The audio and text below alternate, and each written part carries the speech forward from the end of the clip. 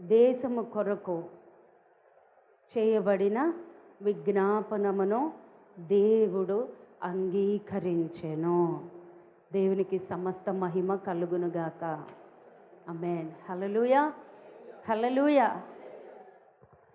దావీదు చేసిన సమస్తమును, దావీదు చేసిన ప్రార్థనను, దావీదు చేసిన త్యాగమును, దేశము కొరకు చేయబడిన విజ్ఞాపనము దేవుడు అంగీకరించెను. హల్లెలూయా, హల్లెలూయా, హల్లెలూయా. మరి దేవుడు మన విజ్ఞాపన అంగీకరిస్తున్నాడా? మన ఆరాధన అంగీకరిస్తున్నాడా? మన ప్రార్థన ఎంతవరకు అంగీకరిస్తున్నాడో ఈ రోజున ఒక్కసారి పరీక్ష చేసుకుందామండి. దేవుని యొక్క సన్నిధిలో, వాక్యపు వినికిడిలో మనం ఎలా ఉన్నాం? మన ఆత్మీయ జీవితం ఎలా ఉంది? బహు స్పష్టంగా దేవుడు మాట్లాడినటువంటి సందేశం. మనం ఎలా ఉన్నామో ప్రతిరోజు కూడా మనల్ని మనము పరీక్ష చేసుకోవలసిందే. నా హృదయానుసారుడు అని చెప్పబడినటువంటి దావీదే అంటాడు కదా, దేవా నా హృదయాన్ని పరిశోధించు, మీకు ఆయాసకరమైనది ఏదైనా ఉంటే దానిలో నుంచి నా తీసివే ప్రవ్వా, నన్ను శుద్ధీకరించు. దావీదే అలా ప్రార్థన చేస్తే మనం ఎంత ప్రార్థన చేయాలి చెప్పండి? ఒకసారి మనం చూద్దాం. 2వ సమూయేలు గ్రంథం 21వ అధ్యాయం. దీనిలో 2 వర్తమానాలు ఉన్నాయండి. చాలా లోతైన మర్మాలు ఉన్నాయి. నేను అంతకుముందు చెప్పాను కానివ్వండి, ఈ వాక్యాన్ని ఒకసారి చెప్పాను. ఒక కోణంలో నుంచే చూశాను, నాకు అర్థం కాలేదు. ఎంతవరకు దేవుడు విడుదల చేస్తారో అంతవరకే అర్థమవుతుందండి. మనం ఎంతవరకు గ్రహిస్తామో, లేదా ఆ సమయంలో ఎంతవరకు మనం బోధించాలో అంతవరకే దేవుడు మాట్లాడతారు. ఈ రోజున 2వ వర్తమానం కూడా దేవుడు నాకు అనుగ్రహించాడు. అందుకు దేవునికే సమస్త మహిమ కలుగును గాక. హల్లెలూయా. ఇక్కడ 21వ అధ్యాయంలో కనుక చూస్తే, దావీదు కాలమున 3 సంవత్సరములు విడవకుండా కరువు కలుగగా దావీదు యెహోవాతో మనవి చేసెను. అందుకు యెహోవా ఇలాగు సెలవిచ్చెను, సౌలు గిబియో అంటే దావీదు మనవి చేస్తున్నాడండి దేవుడి సన్నిధిలో. అప్పుడప్పుడే అంటే 3 సంవత్సరాల క్రితమే సౌలు రాజు చనిపోయాడు. ఫిలిష్తీయుల చేత తరమబడ్డాడు. సౌలు కుమారులు 3 కూడా చనిపోయారు. ఆ గిల్బోవా పర్వతం మీద సౌలు గారును సౌలు 3 కుమారుల్ని ఫిలిష్తీయులు హతమార్చేశారు. అదల్లామా గుహలో ఉన్నటువంటి దావీదుని వెతుక్కుని యూదావారు తీసుకొచ్చి అతను అభిషేకించి యూదావారి మీద రాజుగా దావీదుకి పట్టాభిషేకం చేశారు. దావీదు పట్టాభిషేకం పొందుకున్నాడు అండి, రాజసింహాసనం ఎక్కాడు. కానీ హృదయంలో సంతోషం లేదు, దేశంలో నెమ్మది లేదు. కారణం ఏంటో తెలుసండి? దేశమంతా కరువు. అర్థం కావట్లేదు ఆయనకి. అయ్యో ఇంతకాలం 13 సంవత్సరాల వరకు అరణ్యములో తరమబడి ఉన్నాను కదా, నేనేమీ రాజసింహాసనాన్ని కోరుకోలేదు, దేవుడే కదా నన్ను అభిషేకించాడు. దేవుడే మొదటి సమూయేలు గ్రంథములో ఇదిగో సౌలుకు బదులుగా ఈ దావీదును అభిషేకిస్తున్నానని దేవుడే సెలవిచ్చాడు. సమూయేలు ప్రవక్త గారిని పంపించి నేను అభిషేకిస్తున్నాడు, ఇతడు నా చిత్తాన్నంతటిని నెరవేరుస్తాడు, ఇతను నా హృదయానుసారుడని దేవుడే కదా సాక్ష్యం ఇచ్చాడు. సౌలు రాజుకు బదులుగా దావీదునే రాజుగా నేను పట్టాభిషేకం పొందిస్తానని దేవుడే కదా చెప్పాడు. మరి నేను సింహాసనం ఎక్కిన దగ్గర నుంచి, పట్టాభిషేకం పొందిన దగ్గర నుంచి ఎందుకు నాకు కలిసి రావట్లేదు? ఏంటి మా జీవితం ఇలా ఉంది? దేశమంతా నెమ్మది లేనటువంటి పరిస్థితి ఉంది. దేశమంతా కరువు కరువు కరువు. కరువు ఉన్నప్పుడు మన ఇంట్లో ఏదైనా సంతోషం ఉంటుందండి? నెమ్మది ఉంటుందా? అంటే మన భాషలో చెప్పాలంటే మనకి సరిగ్గా జీతాలు సరిపోవట్లేదండి, డబ్బులు లేవు. ఇంట్లో ఎలా ఉంటుందండి? రణగణ శబ్దాలు, ధ్వనులు అన్నీ దాంతోనే ముడిపడి ఉంటాయి. కరువు, ఏది కొనాలన్నా అవ్వదు, ఏం చేయాలన్నా అవ్వదు. అటువంటి భయంకరమైన పరిస్థితుల్లో రాజ్యం ఏలాలి. ఏంటంటే దావీదు గారు ఏం ఏలాలండి? రాజ్యం ఏలాలి. నేనేమో ఒక స్త్రీగా ఈ సంఘం నడిపించాలి కరువు కాలంలో.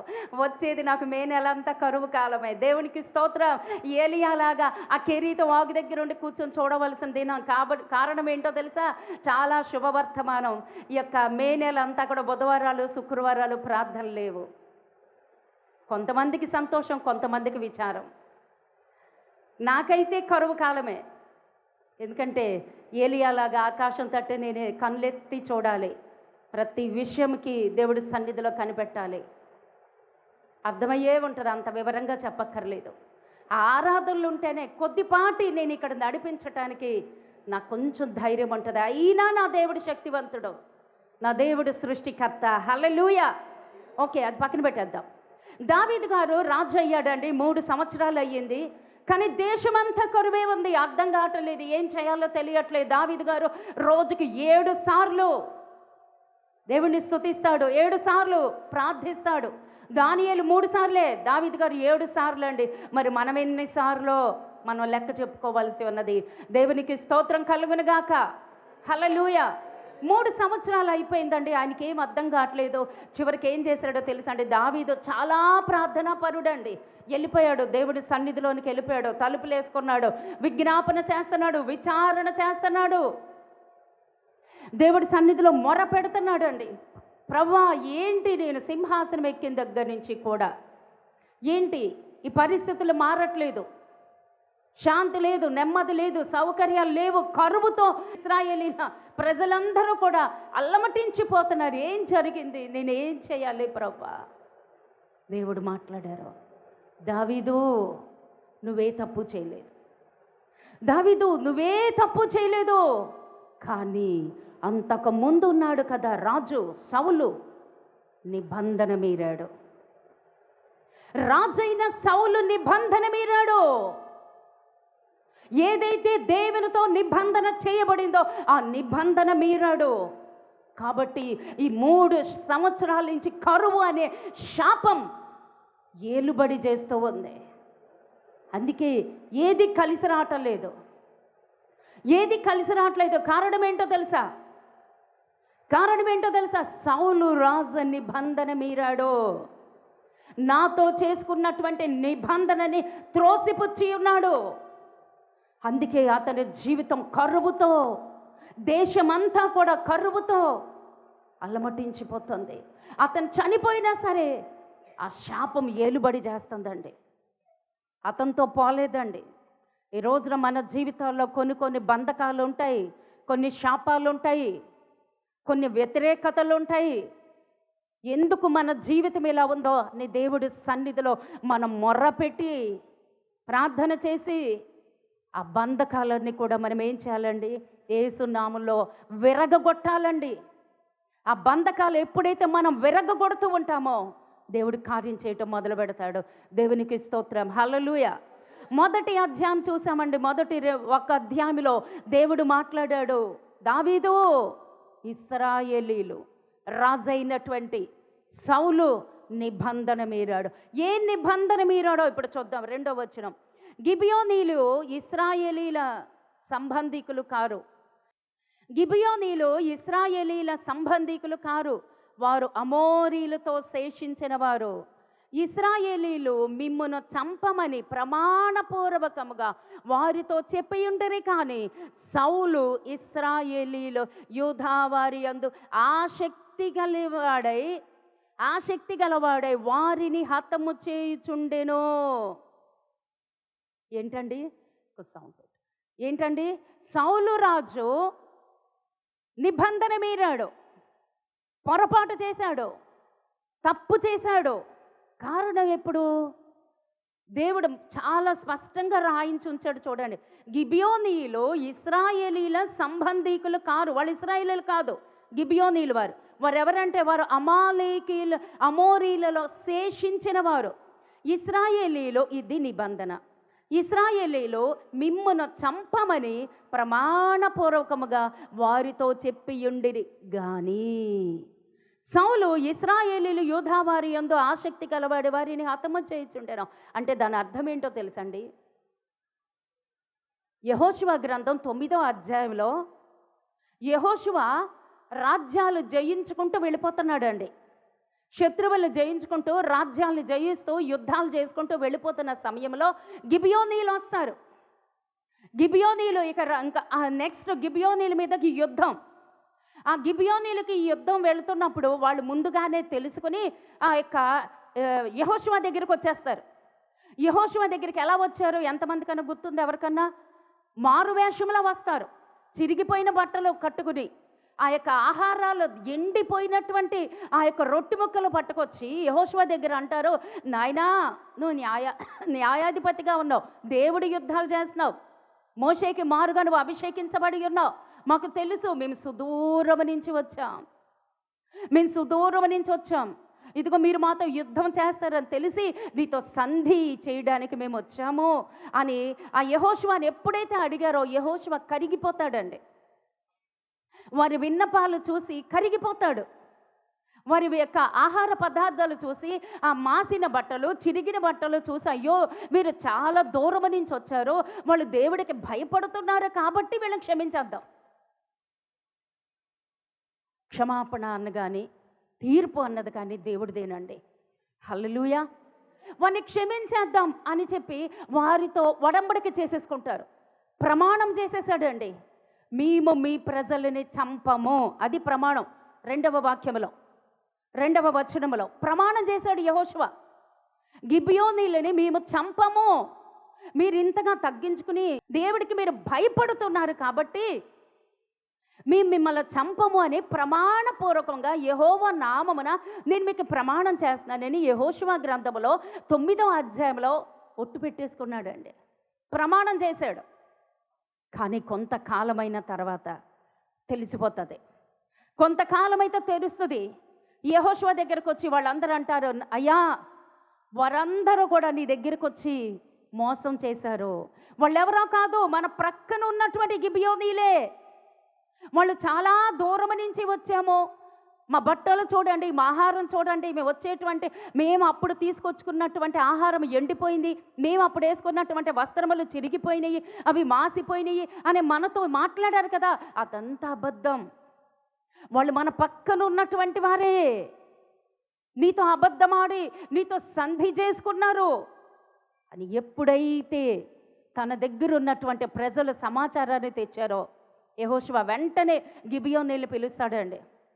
ఆ గిబియోనీయులు పిలిచిన తర్వాత గిబియోనీయులతో మాట్లాడతారు యెహోషువ, మీరెందుకు ఇలాంటి అబద్ధం ఆడారు? మీ పక్క ప్రాంతంలో ఉన్నవారే కదా, మీరెందుకు ఇలాంటి అబద్ధం ఆడారు అని అన్నప్పుడు గిబియోనీయులు అంటారు, అయ్యా నువ్వు ఏ రాజ్యములో అయితే అడుగు పెడుతున్నావో ఆ రాజ్యం జయించేస్తున్నావు, ఆ శత్రువు ఓడిపోతున్నాడు, నీకు ఎదురుగుండా మేము నిలబడలేము. కారణం దేవుడు అతనితో ఇచ్చినటువంటి మాట, నువ్వు అడుగుపెట్టు ప్రతి స్థలము నీదే. దేవుడు మొదటిసారి వాగ్దానం ఇచ్చాడు. మొదటిసారి దేవుడు వాగ్దానం ఇచ్చాడు. అతనికి ఇచ్చినటువంటి నిబంధన, నువ్వు అడుగుపెట్టు ప్రతి స్థలము నీదే అన్నాడు. కాబట్టి నీకు ఎదురాడే శక్తి మాకు లేదు. కాబట్టి మేము ఇలాంటి పని చేశామన్నప్పుడు యెహోషువ ఇంకేమీ చేయలేడు, యుద్ధం చేయలేడు, చంపలేడు, ఓడించలేడు. కారణం ప్రమాణము, నిబంధన. ప్రమాణం అంటే ఏంటో తెలుసండి? నిబంధనని మీరకూడదు. ఆ నిబంధన ఒకనొకప్పుడు కష్టమో నష్టమో భారమో ఒకప్పుడు మాట ఇచ్చేసావు దేవుడికి. ఆ మాట మరలా నా పరిస్థితులు బాగాలేదని వెనక్కి తీసుకోవడానికి వీల్లేదు, నీకైనా నాకైనా. యెహోషువ మాట ఇచ్చేశాడు, నిబంధన చేసేశాడు, ఏమీ చేయలేని పరిస్థితి. అప్పుడు చెప్పాడు, మీరు చేసినటువంటి పనికి ఇప్పుడు నేను మిమ్మల్ని చంపలేను, కారణం మీతో నిబంధన చేశాను. కాబట్టి మీరు యెరూషలేము దేవాలయంకి సంబంధించినటువంటి మ్రానులు నరికేటువంటి వారుగాను, ఆ దేవాలయానికి సంబంధించినటువంటి ఆ నీరు తోడిపోసేటువంటి వారుగాను నేను మిమ్మల్ని ఈనాటి నుంచి నియమిస్తున్నాను. హల్లెలూయా. ఆనాటి నుంచి కూడా వారు అదే పని అండి, ఇంకా బానిసలు అంతే. ఆనాటి నుంచి కూడా దేవుని పనిలో ఆ మ్రానులు నరకటం కానీ, నీళ్లు చేదటం కానీ, ఆ దేవుడి మందిరంలో ఆ పనులు చేయటానికి వారు ఒడంబడిక పడిపోయి ఉన్నారండి. వారండి ఆ గిబియోనీయులు. ఆ గిబియోనీయులతో యెహోషువ ఏం చెప్పాడు? చంపను. అవునా? నేను చంపను, దేవుని యొక్క ఎదుట నీతో ప్రమాణం చేస్తానని చెప్పాడు. యెహోషువ ఉన్నంత కాలము కూడా చంపలేదండి. న్యాయాధిపతిగా ఉన్నంత కాలం యెహోషువ చంపలేదు. ఆ తర్వాత కూడా చాలామంది న్యాయాధిపతులు వస్తారు, గిబియోనుల దగ్గరికి వెళ్ళలేదండి. కానీ మొట్టమొదటి రాజు అయ్యాడు ఎవరండి? సౌలు రాజు గారు. ఈ సౌలు రాజు గారు మొట్టమొదటి రాజు అయ్యాడు. ఈ మొట్టమొదటి రాజు అయిన తర్వాత రాజ్యాలు జయిస్తూ ఉండగా యూదా వారి యందు ఆసక్తి గలవాడై, అంటే ఏంటో తెలుసండి, ఆ యొక్క జనాల్ని శత్రువుల్ని ఓడిస్తున్నప్పుడు, ఆ రాజ్యాల్ని జయిస్తున్నప్పుడు ఈ యూదా వారందరూ కూడా సంతోషిస్తున్నారంట అండి. వాళ్ళని సంతోష పెట్టడానికి, అండర్లైన్ చేసుకోండి, ఇశ్రాయేలీలు యూదా వారి యందు ఆసక్తి గలవాడై వారిని హతము చేయుచూ ఉండేను. ఎవరి కొరకు ఆసక్తి కలిగి ఉన్నాడండి? ఈ సౌలు రాజు ఎవరి ఆసక్తి, ఎవరి యందు ఆసక్తి? దేవుని యందు కాదండి, ప్రజల యందు. మనం మనుషుల్ని సంతోషపట్టడానికి బ్రతుకుతున్నామా? దేవుణ్ణి సంతోషపరచటానికి బ్రతుకుతున్నామా? పౌలు అంటాడు, మేము మనుషుల్ని సంతోష పెట్టినట్లయితే దేవుణ్ణి మేము సంతోష పెట్టలేము. సేవ అన్నది ఏంటో తెలుసండి, కత్తి మీద సాము లాంటిది. చాలా జాగ్రత్తగా వెళుతూ ఉండాలి. దేవుడితో కనెక్ట్ అయ్యి ఉంటుందండి ఈ బంధం. సౌలు రాజు అందుకే తీసివేయబడ్డాడండి. సౌలు రాజు ఎన్ని సంవత్సరాలు రాజ్య పరిపాలన చేశాడో చెప్పండి అమ్మా? 40 సంవత్సరాలు. ఖచ్చితంగా 40 సంవత్సరాలు. 40 సంవత్సరాల్లో దేవునికి ఇష్టపూర్వకంగా ఉన్నటువంటి ఎన్ని సంవత్సరాలు అమ్మా? అబ్బా, దేవుడు మిమ్మల్ని అది ఓల్డ్ ఈజ్ గోల్డ్ ప్రతిసారి అంటాను. పెద్దవాళ్ళకి అంత వాక్యం ధ్యానిస్తారండి, గుర్తుండిపోద్ది. గుర్తుండాలి మన అందరికీ కూడాను. 2 సంవత్సరాలండి మంచి రాజ్య పరిపాలన చేశాడు.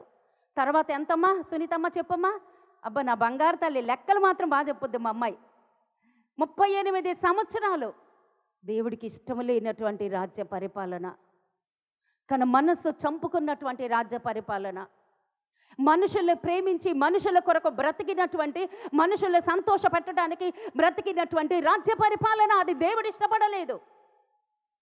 అందుకే దేవుడు సౌలుని తీసివేసి ఆ సౌలు స్థానంలో దావీదుని నేను నిలబెట్టి ఉన్నాను అన్నాడు.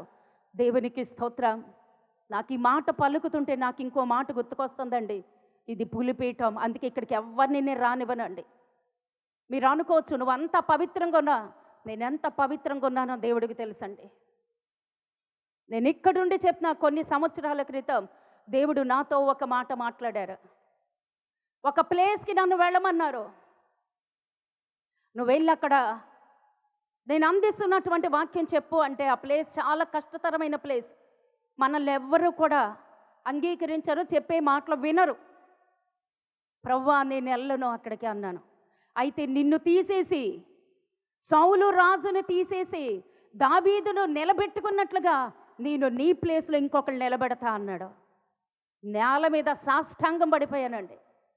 దేవుడు పాదాలు పట్టుకున్నాను, ప్రవ్వా నేను వెళ్తాను, నన్ను తీసేయొద్దు, అక్కడ నాకు ఎలాంటి ఉపద్రవాలు ఎదురైనా పర్లే నేను వెళ్తాను అని వెళ్ళానండి. ప్రకటించాను. ఒక్కళ్ళంటే ఒక్కళ్ళు కూడా వినలేదండి.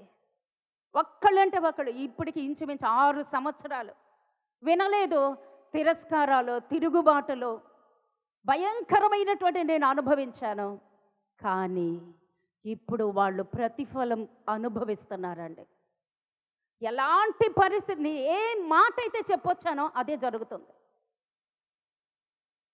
మరణంలోనికి వెళ్ళబోతున్నా అన్నాను, ఇప్పుడు అదే దేవుడు జరిగిస్తున్నాడు.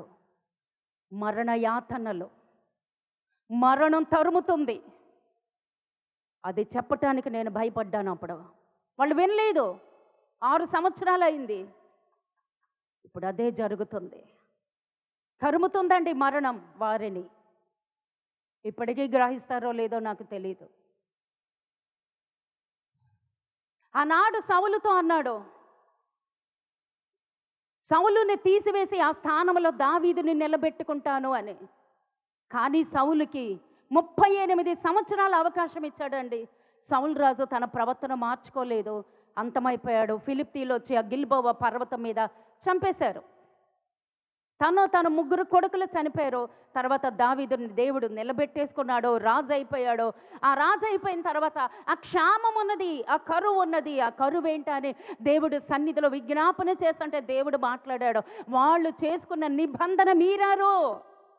ఒకప్పుడు ఏ మాట అయితే ఇచ్చారో ఆ మాట మీరారు, ఆ మాట నెరవేర్చుకోవట్లేదు. అందుకే ఈ కరువు వచ్చింది. అయితే అంటాడు, అయ్యా నేనేం చేయాలి? గిబియోనీలు పిలిపించి వాళ్ళతో మాట్లాడు. దేవుడు సెలవిచ్చాడు. నీ జీవితంలో ఎందుకు కరువు? ఎందుకు మనశ్శాంతి లేని జీవితం? నీ జీవితంలో ఎందుకు ఈ పోరాటాలు ఉన్నాయి? ఎక్కడ తప్పిపోయావు? ఎక్కడ నిబంధన మీరావో? ఎక్కడ నోటి మాట వ్యర్థంగా పలికావో జ్ఞాపకం చేసుకో. చాలా అంటే చాలా స్పష్టంగా దేవుడు నాతో రాత్రి మాట్లాడారండి. నేనున్న పరిస్థితి నాకు తెలుసండి. ఏ వాక్యం చెప్తే ఏ ఉపద్రవం వస్తుందో నేను ఎలా మాట్లాడాలి? అప్పుడు దేవుడు నువ్వు కాదు మాట్లాడేది అక్కడ.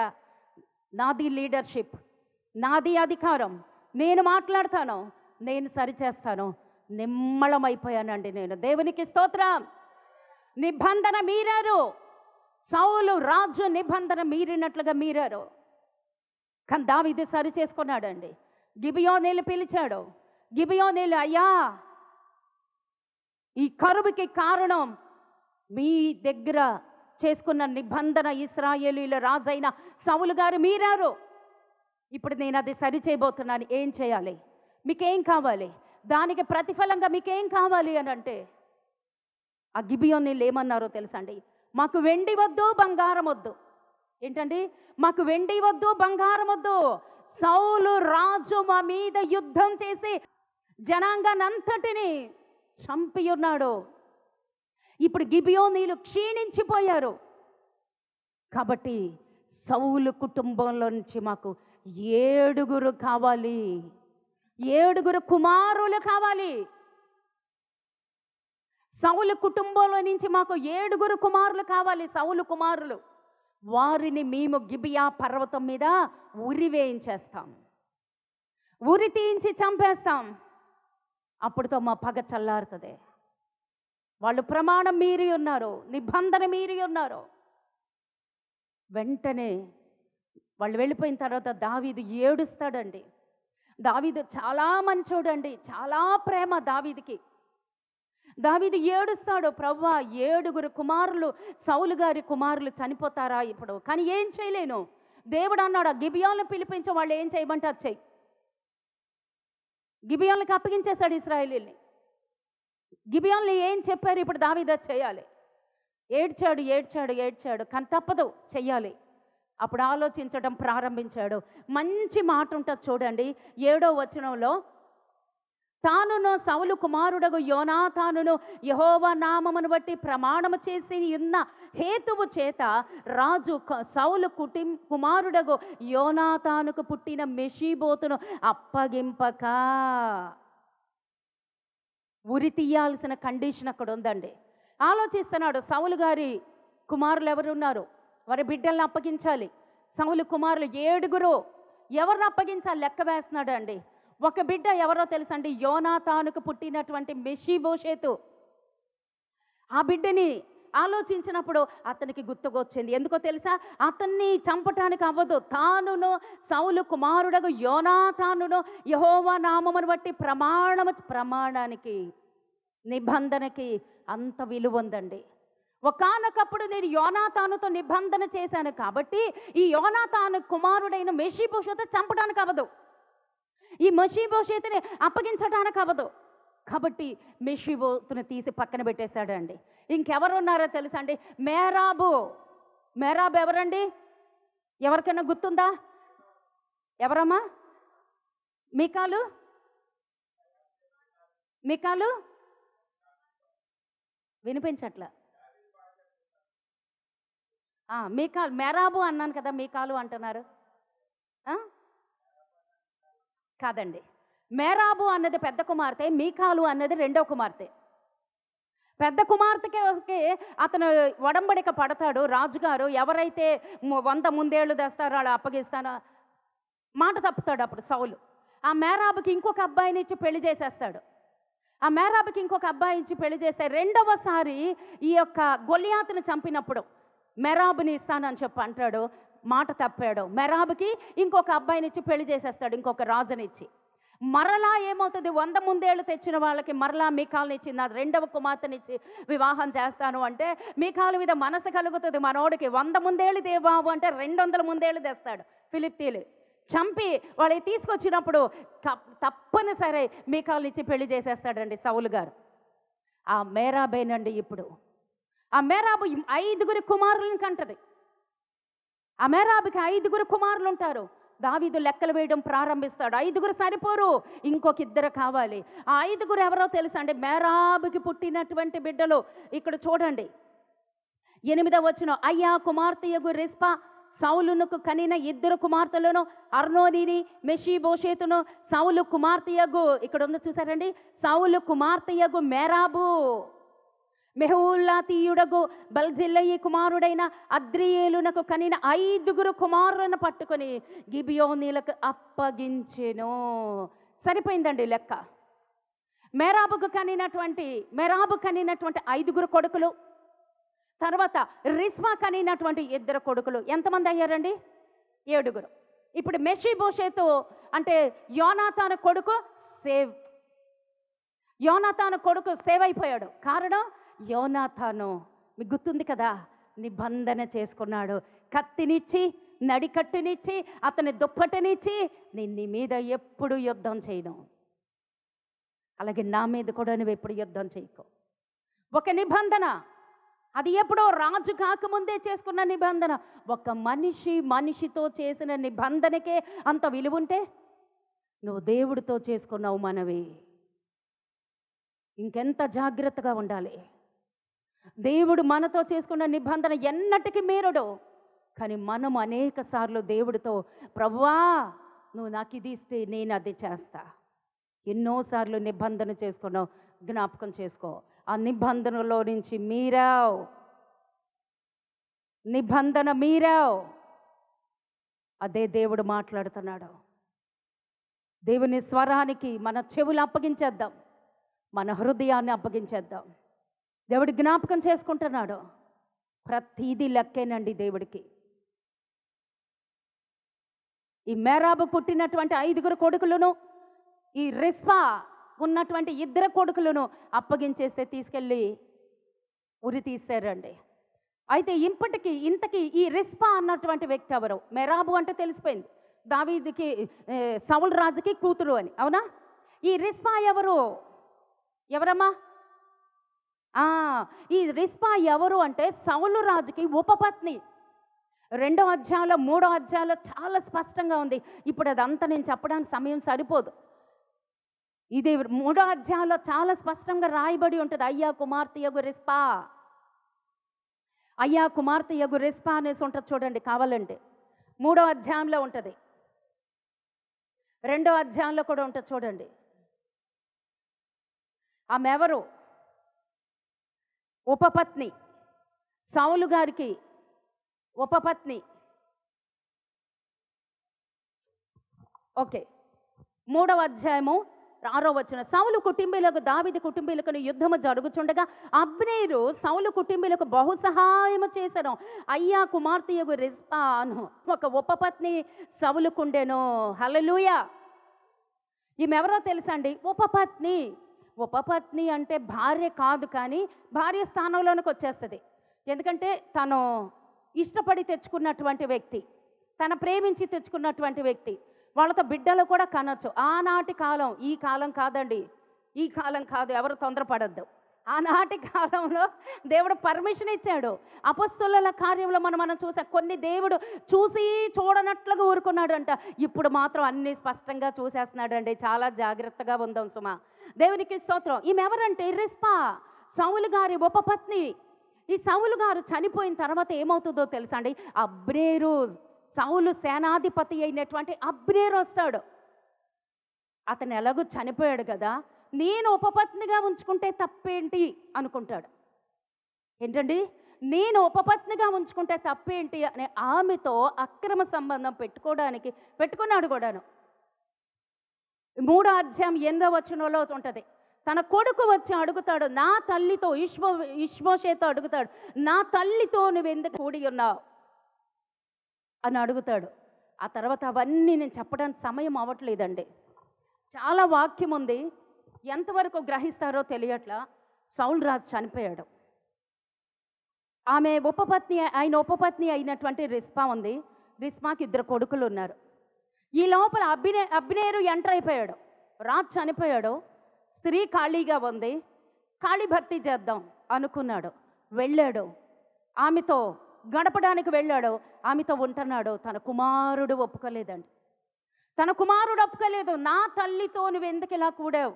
అంతే, అర్థమైపోయింది, ఇతడు ఏ నాటికైనా నన్ను చంపేస్తాడు, ఏ నాటికైనా నా మీద తిరుగుబాటు చేస్తాడని ఆ రాత్రి దావీదు దగ్గరికి వెళ్ళిపోతాడు. దావీదు దగ్గరికి వెళ్ళిపోయి, యూదా రాజు అయినటువంటి దావీదు దగ్గరికి వెళ్ళిపోయి ఆయన అంటాడు, నేను నీ సైన్యంలో చేరిపోతాను అనేసి అతనితో సీక్రెట్గా మంతనాలు జరిపేశాడండి. దావీదు కూడా ఆహ్వానించేశాడు. ఈ విషయం ఎవరికి తెలిసిందో తెలుసండి? అక్కడ ఉన్నటువంటి సేనాధిపతి అయిన యోవాబుకి తెలిసిందండి. అర్థమవుతుందండి వాక్యం చెప్పేది? కొంచెం కష్టంగా కూడా ఉంది, మీకు అర్థం అవ్వాలి, అది నేను పట్టుకున్నా. యోవాబు ఆల్రెడీ అక్కడ ఉన్నాడు, సేనాధిపతి. ఇప్పుడు ఇతను వస్తే నా పోస్ట్ పోతుంది అని చెప్పి అతన్ని రహస్యంగా పిలిపించి చంపేస్తాడు. చంపడానికి ఇంకొక కారణం కూడా ఉందండి. ఈ యోవాబు తమ్ముడు ఆసాహేలు, ఒకరోజు చదివాము ఇక్కడ, మనం నేర్చుకున్నాం. ఆసాహేలుని చంపేసిన వ్యక్తి ఎవరంటే ఈ అబ్నేరే. ఎందుకు ఇదంతా చెప్తున్నాను అంటే అండి, ఇప్పుడు రిస్పా పరిస్థితి చూడండి. రిస్పా పరిస్థితి ఎలా ఉంది? ఏదో భర్త అనుకున్నటువంటి వ్యక్తి సౌలు రాజు గారు చనిపోయాడు. ఏదో ఒక అండ ఉంటాడు అనుకున్నటువంటి అబ్నేరు చనిపోయాడు. వాళ్ళిద్దరూ పోయారు కదా, యవన బిడ్డలు ఉన్నారు, వాళ్ళని చూసి బతుకుదాం అనుకుంది. ఈ బిడ్డలు ఊరి తీయబడ్డారు. రిస్పా పరిస్థితి ఏంటి? ఎలా ఉంటుంది తన ఆత్మీయ జీవితం? ఎలా ఉంది తన యొక్క జీవితం? తన ఏడుపు, తన గోడు, తన యొక్క బాధ, తన వేదన, తన మనస్సు ఎలా ఉందో 10వ వచనంలో చూద్దామండి. అయ్యా కుమార్తెయగు రిస్పా, గోనె పైకి చూద్దామండి. 8. అయ్యా కుమార్తెయగు రిస్పా సౌలునకు కనిన 2 కుమారులను, అర్మోనీని, మెషీబోషేతును, సౌలు కుమార్తెయగు మేరాబు, మెహూలతీయుడగు బల్జిల్లై కుమారుడైన అద్రియేలునకు కనిన 5 కుమారులను పట్టుకొని గిబియోనీలకు అప్పగించెను. వారు ఈ 7 తీసుకొని పోయి కొండ మీద యెహోవా సన్నిధిని ఉరి తీసేశారా లేదా? తీశారు. అది దేవుడు అంగీకరించాడు. ఎందుకంటే లాస్ట్ 14వ వచనంలో ఉంది, దావీదు చేసిన విజ్ఞాపన దేవుడు అంగీకరించెను అని ఉంది. ఈ 7 తీసుకెళ్ళిపోయి ఆ కొండ మీద గిబియా పర్వతం మీద ఉరి తీసేశారు. ఆ ఊరి తీయబడిన తర్వాత ఏం జరిగిందో చూడండి. 9వ వచనం. ఆ 7 ఏకరీతిగానే చంపబడిరి. కోత కాలమున యవల కోత ఆరంభమందు వారు మరణమైరి. అయ్యా కుమార్తెయగు రిస్పా గోనెపట్ట తీసుకుని కొండపైన పరుచుకొని కోత కాల ఆరంభము మొదలుకొని ఆకాశము నుండి వర్షము ఆ కళేబరముల మీద కురియు వరకు అచ్చటనే ఉండి, పగలు ఆకాశ పక్షులు వాటి మీద వ్రాలకుండానో, రాత్రి అడవి మృగములు దగ్గరకు రాకుండానో వాటిని కాచుచుండగా, అయ్యా కుమార్తెయగు రిస్పా అను సౌలు ఉపపత్ని చేసినది దావీదునకు వినబడెను. హల్లెలూయా. ఇది మొత్తం కలిపి 1-2 వచనాల్లో ఉందండి. 1-2 వచనాల్లో ముగింపు అయిపోయింది. కానీ ఏమర్థమైంది? దానిలోనే ఉందండి. అసలు మర్మమంతా అక్కడే ఉంది. మర్మమంతా, వాక్యమంతా, నేర్చుకునేదంతా, దేవుడు మాట్లాడేది మొత్తం ఆ 2 వచనాల్లో ఉంది. రిస్పా పరిస్థితి ఏంటి? రాజుగారు చనిపోయాడు, అబ్నేరు చనిపోయాడు, 2 కొడుకులు చనిపోయారు. తన కళ్ళెదుటే గిబియా పర్వతం మీద ఉరి తీయబడ్డారు. ఆ ఊరి తీయబడిన తర్వాత తనకి జీవితం ఏంటి? తనకి ఇంకేమైనా జీవితం ఉందా? ఏమీ లేదండి. ఆశలన్నీ కోల్పోయింది. అందరూ ఊరి తీసేశారు. గిబియోనీలో సంతోషంతో వెళ్ళిపోయారు. పొల్ల దేవుడు ఏదైతే చెప్పాడో అది నేను చేసేసానని దావీదు సైన్యము అంతా వెళ్ళిపోయారు. గిబియోనీలు వెళ్ళిపోయారు, రథాలు వెళ్ళిపోయినాయి, గుర్రాలు వెళ్ళిపోయినాయి, మనుషులు వెళ్ళిపోయారు, అందరూ వెళ్ళిపోయారు. మా పని అయిపోయింది. ఏడుగురు ఆ ఉరి కొయ్యల మీద ఏలాడుతూ ఉన్నారండి. ఏడుగురు ఉరి కొయ్యల మీద వేలాడుతూ ఉంటే ఆ తల్లి వెళ్ళలేదండి. ఆ తల్లి అక్కడే కూర్చుండిపోయింది. ఆ తల్లి అక్కడే గోను పట్ట పరుచుకుని ఆ శవాలకి ఎదురుగుండా కూర్చుండిపోయిందండి. ఆ శవాలకి ఎదురుగుండా కూర్చుండిపోయింది. ఆ కొండ మీద శవాలకి ఎదురుగుండా ఎన్ని రోజులు 6 నెలల పాటు అండి. 6 నెలల పాటు తిండి లేదు, తిప్పలు లేవు, నిద్ర లేదు, పలకరించేవాళ్ళు లేరు. ఎందుకు కూర్చుంది? తన బిడ్డల కళేబారాలు, తన బిడ్డల దేహాలు ఉరి కొయ్యి మీద వ్రేలాడుతూ ఉంటే ఆ బిడ్డల్ని చూస్తూ ఏడుస్తూ ఉండిపోయిందండి. ఒక స్త్రీగా ఆ ఉరిని ఆపలేదు. తన భర్త చేసిన శాపం కుటుంబం మీదకి వచ్చేసిందండి. ఆ తండ్రి చేసిన శాపం బిడ్డల మీదకి వచ్చేసింది. ఒక తల్లిగా ఆపలేదు ఆ శాపాన్ని. పోనీ ఆమెకి ప్రార్థన రాదు, ఆమె ఇశ్రాయేలీయురాలు కాదు, అన్యురాలు రిస్పా, దేవుడి గురించి తెలీదు. ఆ రాజైన సౌలుకే కరెక్ట్గా దేవుడి సన్నిధిలో లేడు తిన్నగా. ఈ రిస్పాకి ఇంకేం తెలుస్తుంది? ఏమి చేయలేని నిస్సహాయ స్థితి. ఆ కొండ మీద ఎదురుగుండా తన కుమారులు యవన బిడ్డలు శవాలుగా వేలాడుతూ ఉంటే, ఆ ఉరి కొయ్య మీద వేలాడుతూ వీళ్ళతో పాటు ఇంకొక 5గురు, మొత్తం 7గురు శవాలు. రాత్రి లేదు, పగలు లేదండి, కాపలా కాస్తుంది. కారణం, ఎందుకు కాపలా కాస్తుంది? చనిపోయిన వాళ్ళ కొరకు ఎందుకు కాపలా కాస్తుంది? ఆ చనిపోయిన దేహాలని ఆకాశ పక్షులు ఏమీ ముట్టుకోకుండా,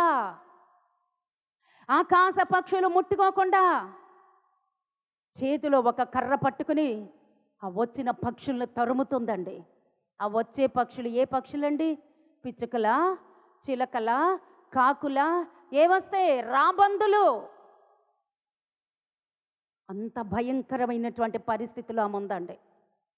ఆ వచ్చినటువంటి ఆకాశ పక్షుల చేతిలో కర్ర పట్టుకుని ప్రాణానికి తెగించి తరుముతుందండి. ఆ తల్లి ప్రాణాలకి తెగించి తరుముతుంది. పగలైపోయింది, రాత్రి అక్కడే ఉందండి. ఒక స్త్రీ కడుపుకి తినటానికి లేదు, పలకరించేవాళ్ళు లేరు, నా అన్నవాళ్ళు లేరు, ఒంటరి జీవితం. ఆ ఒంటరిగానే కొండ మీద ఉండి రాత్రులు ఏమొస్తాయండి? రాబందులు వస్తాయా? ఏమొస్తాయి? మృగాలు వస్తాయి, అడవి మృగాలు. తోడేళ్లే రావచ్చు, ఎలుగుబంటి రావచ్చు, సింహం రావచ్చు, ఏదన్నా రావచ్చు.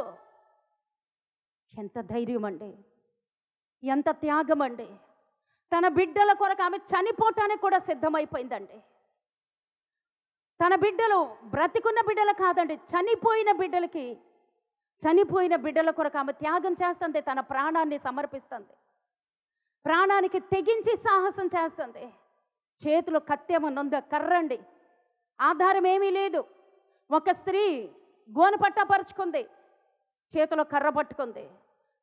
పగలేమో ఆకాశ పక్షులతో పోరాటం, రాత్రులేమో అడవి మృగాలతో పోరాటం. తన బిడ్డల్ని ఎవరు ముట్టుకోకుండా, తన బిడ్డల కళేబరాల్ని, ఆ దేహాల్ని పీక్కు తినకుండా కర్రతో పోరాటం చేస్తుందండి. అలా ఎన్ని రోజులు? 1 రాత్రి, 2 రాత్రులు, 3 రాత్రులు కాదండి, 6 నెలలు. కోతకాలము మొదలుకొని మరలా వర్షాకాలం వచ్చేంత వరకు ఒక కాలం పాటు 6 నెలలు పగలు రాత్రి, ఎండ లేదు, వాన లేదు, రాత్రి లేదు, పగలు లేదు, బిడ్డల కొరకు పోరాటం చేస్తామని. నీ పోరాటం ఎలా ఉంది? నీ బిడ్డల కొరకు నీ ప్రార్థనా జీవితం ఎలా ఉంది? భయం ఉందా? అసలు భయం ఉందా? దేవుడు సన్నిధిలో నేను నిబంధన చేసుకున్నావే, ఆ నిబంధనకు నువ్వు కట్టుబడి ఉన్నావా? మన బిడ్డల కొరకు, మన కుటుంబాల కొరకు మనం ఎంతగా దేవుడి కొరకు, దేవుడి దగ్గర ఒడంబడిక చేసుకుంటాం. దారి తప్పుతున్నప్పుడు మన బిడ్డలకు గుర్తు రావాలి, ఆ బిడ్డలకి జన్మనిచ్చింది మనమే, ఆ బిడ్డలకు ఆశీర్వాదం, దీవెన ఇవ్వవలసింది మనమే. నీ ప్రార్థనే అక్కడ అడ్డుపడిపోద్ది. ఆ తల్లి చేయుచున్న సాహసం ఆ బిడ్డల కళేబరాల్ని, చనిపోయినటువంటి వారిని కూడా ముట్టకుండా కాపాడుతుంది. నీ ప్రార్థన నీ బిడ్డలకి కావలి కాస్తుందా? నీ బిడ్డలకి నువ్వు కావలి కత్తెవు. నీ సంఘానికి నువ్వు కావలి కత్తువు, నీ కుటుంబానికి నువ్వు కావలి కత్తువు, కాపలాదారుడివి. ఉన్నావా? ఆ బాధ్యతాయుతంగా ఉన్నావా? బాధ్యత నెరవేరుస్తున్నావా? మన ఆత్మీయ జీవితం సక్రమంగా ఉందా? ఏది బాధ్యత? ఎక్కడ బాధ్యత? ఆ తల్లి చేస్తుందండి పోరాటం, మరణానికి తెగించి క్రూర మృగానికి ఎదురెళ్ళిపోతుంది. 6 నెలలండి, 6 నెలల పోరాటం. చావో బ్రతుకో తెలీదండి. చనిపోయిన తన బిడ్డల శవాలు కూడా ముట్టుకోనీయకుండా ప్రాణాలకి తెగించిందండి ఆ తల్లి రిస్పా. ఆమెకి దేవుడి గురించి తెలీదండి. తెలుసుంటే ఆ మరణం ఆ బిడ్డల మీదకి రాకుండా కాపాడుకునేదండి. దేవునికి స్తోత్రం కలుగునుగాక, దేవునికి సమస్త మహిమ కలుగునుగాక. తన బిడ్డల పట్ల అంత ప్రేమ ఉందా నీకు? ఉండాలి. ఉంది అని భుజాలు చరుచుకున్నంత మాత్రాన అవ్వదు. దేవుడు ఇక్కడ కొలతలు వేస్తున్నాడు, లెక్కలు వేస్తున్నాడు. ఆ తల్లి 6 నెలలు రాత్రి పగలు దేవుడి కొరకు, బిడ్డల కొరకు ప్రయాసపడుతుంది. ఒక్క క్రూర మృగం ఆ శవాన్ని తాకలేకపోయిందండి. ఆ తల్లి రూపం ఎలా ఉందో చూడండి, ఆ తల్లి రోషం ఎలా ఉందో చూడండి, ఆ తల్లి పట్టుదల ఎలా ఉందో చూడండి. ఆ తెగింపు మనకు కావాలి. ఈ రోజున దేవుడు అదే చెప్తున్నాడు. ఆ తెగింపు ఉందా? తన బిడ్డల పట్ల బాధ్యత. దేవుడు ఈ రోజు నీకు సెలవిచ్చేది ఏంటో తెలుసా? నీ బిడ్డలకి నువ్వు ఒక కావలి కత్తివి, నీ సంఘానికి నువ్వు ఒక కావలి కత్తివి, నీ కుటుంబానికి ఒక కావలి వాడవుగా నువ్వు ఉండాలి. కాపరి బాధ్యత నెరవేరుస్తున్నామా? ఆ బాధ్యతని ఈ రోజున ఒక్కసారి జ్ఞాపకం చేసుకోండి. మనం బుధవారాలు శుక్రవారాలు నేను ఎందుకు ఆపేశానో తెలుసా? ఎవ్వరూ రావటం లేదండి. ఇద్దరు స్త్రీలు వస్తున్నారు. వండేది వాళ్ళే, వడ్డించేది వాళ్ళే, అంట్లు తోమేది వాళ్ళే. ఏది నీ బాధ్యత? ఎక్కడ బాధ్యత? దేవుడి బాధ్యతను ఎక్కడ నెరవేరుస్తున్నాం? ఎంతమంది ఆకలి ఇక్కడ తీర్చబడుతుంది?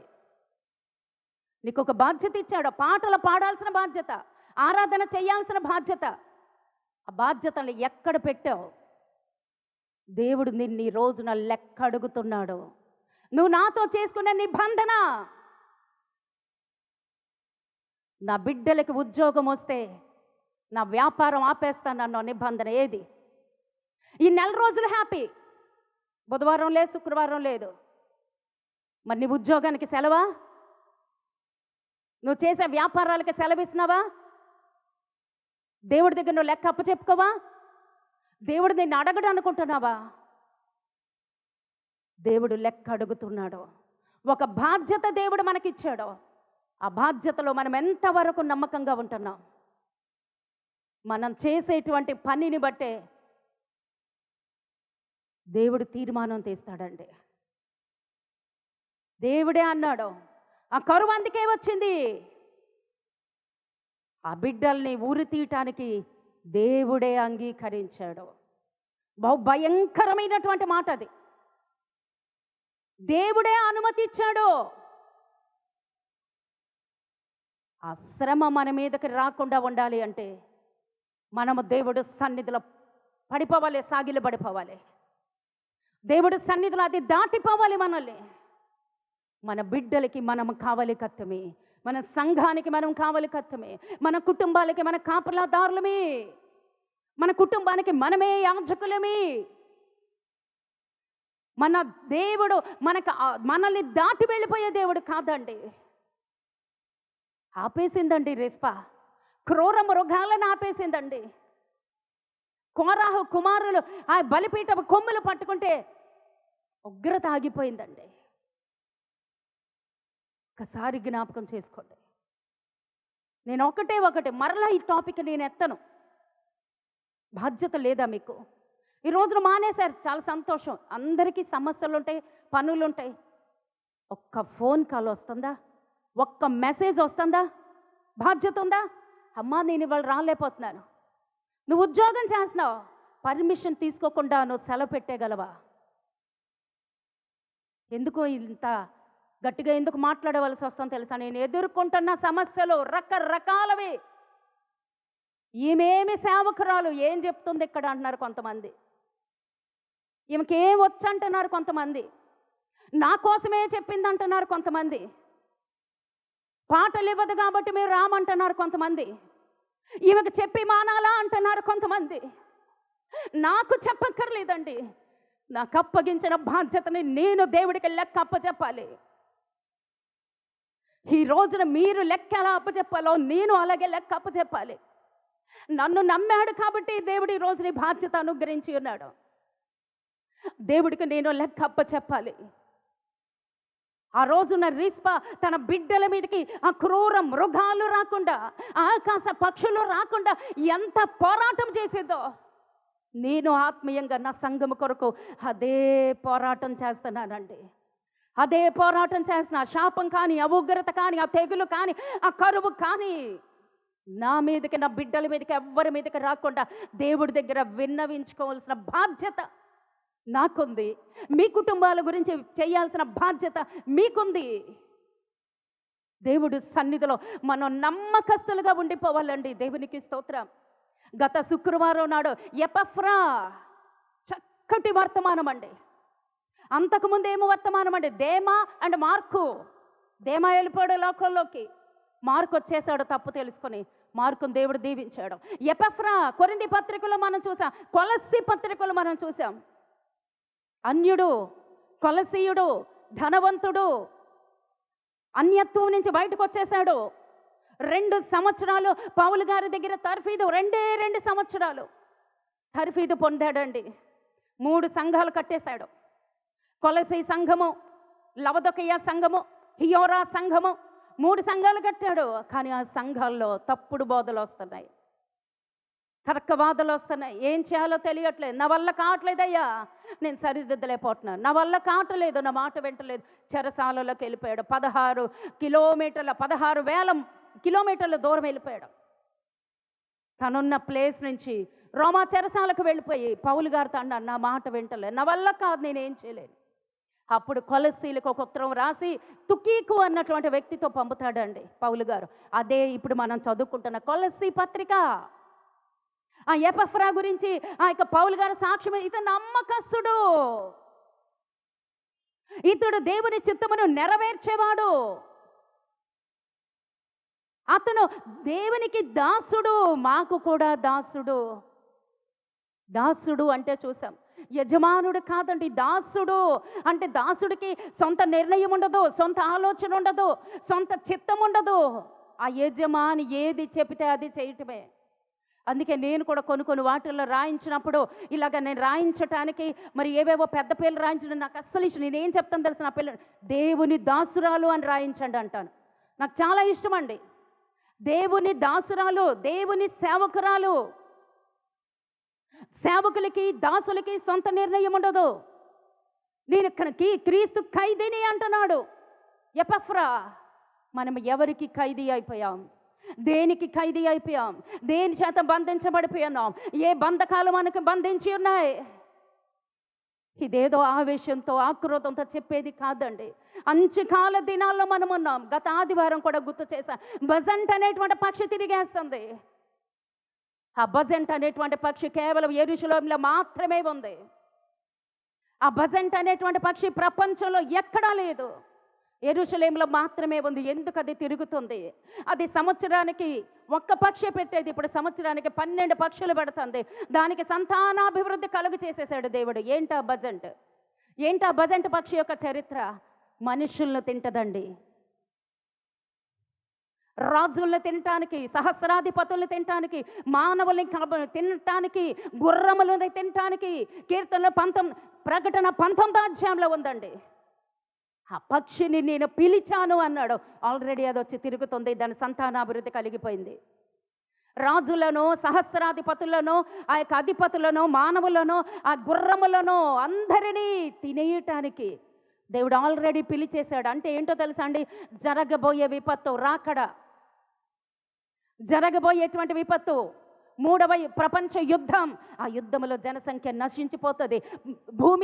భూమి పాడైపోకుండా ఆకాశ పక్షులు టన్నులు తినేస్తుంది అంటే ఆ పక్షి, ఒక్క పక్షి టన్నుల ఆహారం తినేస్తుంది. మనుషుల మృత కళేబరాలని గుర్రాల కళేబరాల్ని ఏమీ కాకుండా తినేస్తుంది. భూమి పాడవకుండా దేవుడు వాటిని సిద్ధపరిచేశాడు. అంటే అవి ఇప్పుడు ఎంత ప్రబలిపోతున్నాయో ప్రతి సేవకుడు గుండెలు బాదుకుంటున్నాడండి. ప్రతి సేవకులు యూట్యూబ్స్లో చూడండి, కావాలంటే గుండెలు బాదుకుంటున్నారండి. కానీ మనం ఎక్కడున్నాం చెప్పునానా? మనం ఎలా ఉన్నాం? మన ఆత్మీయ జీవితం ఎలా ఉంది? ఇంకా ఇంకా సరిపెట్టుకుని సమర్థించుకుని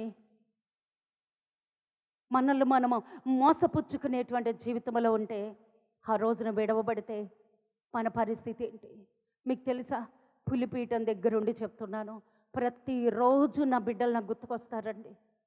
అంటే సంఘం అందరూ ప్రతిరోజు, ప్రభువా వీడిని పరలోక రాజ్యం తీసుకెళ్తావు కదా, విడిచిపెట్టవు కదా, 666 ముద్ర ఎవరు వేసుకోరు కదా, అది వేసుకోకముందే ఎత్తబడే గుంపులో మేమందరం ఉంటాం కదా, వధువు సంఘంలో మేమందరం ఉంటాం కదా, నిత్య రాజ్యంలో మేము ఉంటాం కదా.